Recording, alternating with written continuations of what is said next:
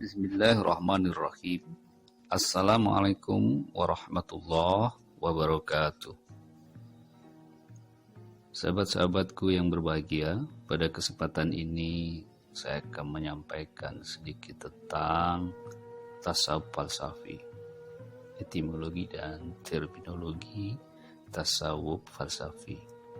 Untuk etimologinya tasawuf sudah kita bahas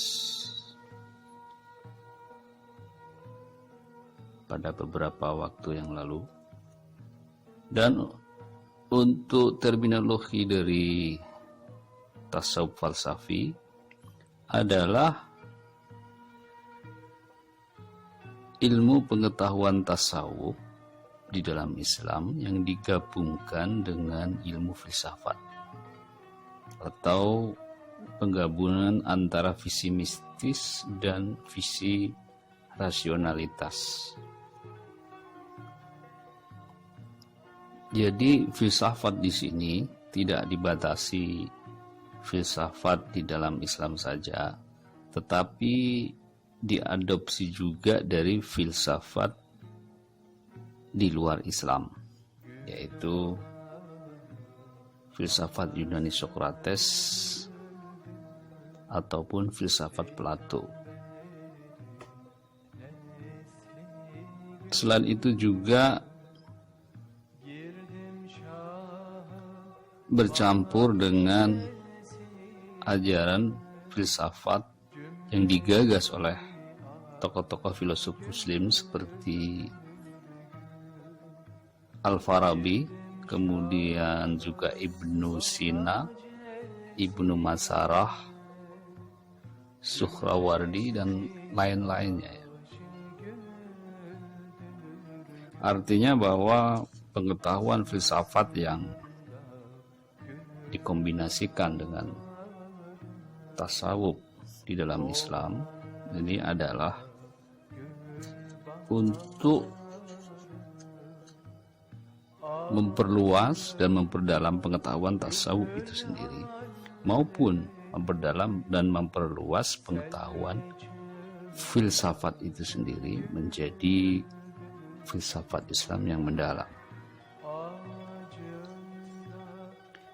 Namun yang juga perlu kita ketahui bahwa tasawuf falsafi ini dasar daripada tujuannya adalah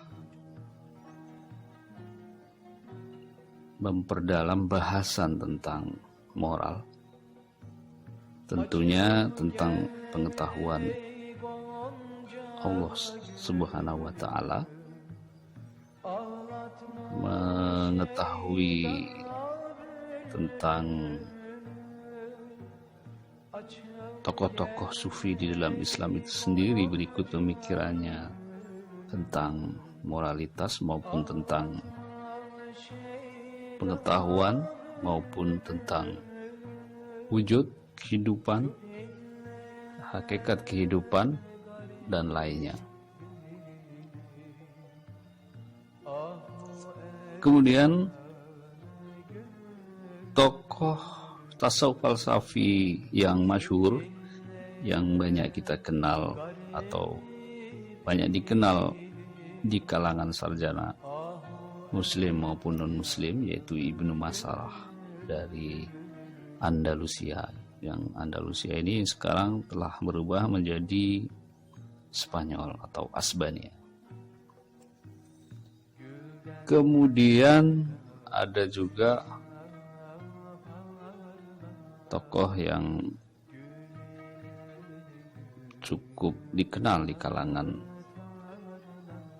sarjana Muslim dan sarjana non-Muslim, yaitu Suhrawardi Al-Maktul. Kemudian juga ada Ibnu Arabi.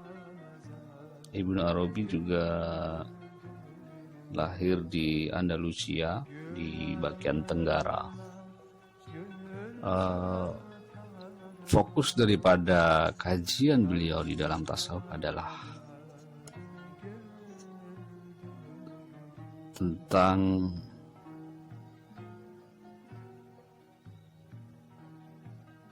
pendalaman memahami Al-Quran secara falsafi atau secara kritis dan mendalam yang dikaitkan dengan studi kritis hadis dan fikih beliau. Ajaran tasawuf Ibnu Arabi juga banyak diadopsi oleh tokoh-tokoh sufi di Indonesia, yaitu Wahdah Al-Wujud. Yang dimaksud wujud di sini adalah yaitu tentang wujud alam, keberadaan atau wujud alam atau adanya alam. Ini menunjukkan adanya Allah Subhanahu wa Ta'ala, dan ini yang disebut sebagai hakikat, bahwa hakikat yang ada di dunia ini itu adalah menunjukkan sebagai dalail atau dalil adanya Sang Pencipta atau Allah Subhanahu wa Ta'ala.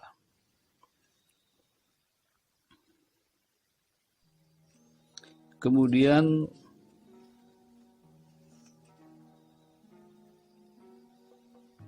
Ibnu Arabi juga membahas tentang hubungan erat antara alam dan Tuhan. Jadi jika manusia ini dimasukkan dalam kategori sebagai alam karena berada di alam, yaitu alam dunia, dan beliau membahas tentang hubungan seorang hamba dengan Tuhannya, di mana hubungan terbaik antara hamba dan Tuhannya atau alam dan Tuhan itu adalah hubungan yang bisa sangat dekat apabila seseorang itu memiliki jiwa yang bersih. Kemudian beliau juga memperkenalkan konsep yang disebut sebagai Al-Haqiqah Al-Muhammadiyah, di mana beliau menjelaskan tentang tajalli, kemudian tanazzul, yaitu tanazzul zat Tuhan dari alam, dan kemudian juga tanazzul kepada realitas-realitas nafsiyah atau yang disebut sebagai nafsiyah berpikir.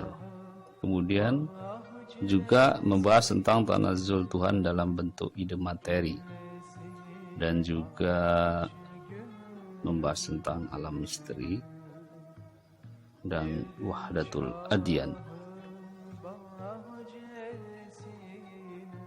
Kemudian tokoh sufi falsafi berikutnya adalah Al-Jildi. Beliau memiliki nama lengkap Abdul Karim bin Ibrahim Al-Jildi.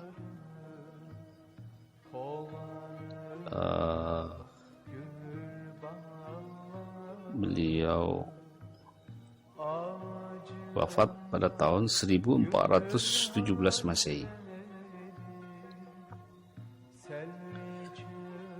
Kenapa beliau disebut Al-Jildi? Itu dinisbahkan dari suatu daerah namanya Jilan. Jildi kemudian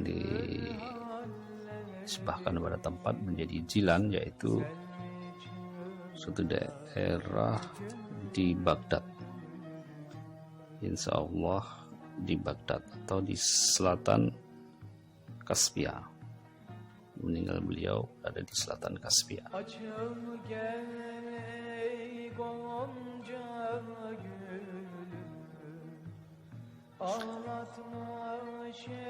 Al-Jili memiliki ajaran atau konsep yang sangat masyhur, disebut sebagai Ihsan Kamil.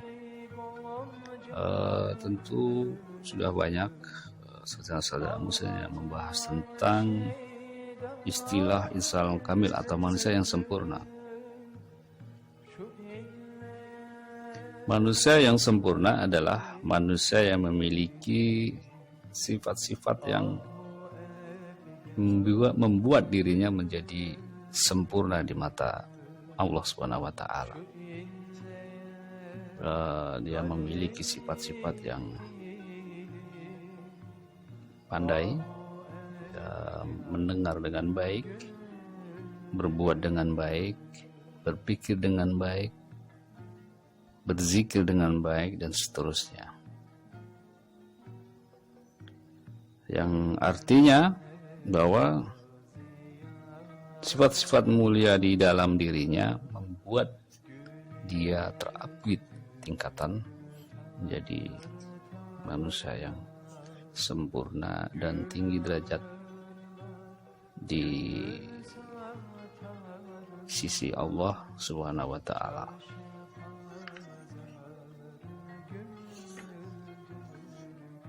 Kemudian beliau juga sebagaimana sufi-sufi yang lain melakukan pembagian terhadap maqamat atau tingkat per tingkat atau jenjang di dalam tasawuf. Dia membagi menjadi 7, yaitu Islam, iman, sholah, insan, syahadah, siddiqiyah, dan kurbah. Kurbah artinya adalah posisi di mana manusia telah dekat. Syahadah adalah posisi di mana manusia mampu menyaksikan siapa dirinya dan mampu menyaksikan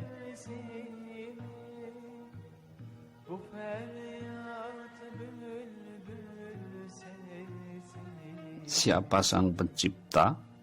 Artinya menyaksikan adalah memiliki kemampuan keimanan yang tinggi sehingga begitu dekat dengan Allah Subhanahu wa taala sehingga syahadah itu mampu melihat dengan hatinya, kedalaman hatinya. Artinya dia memiliki kemampuan mengenal Allah di atas rata-rata manusia biasa.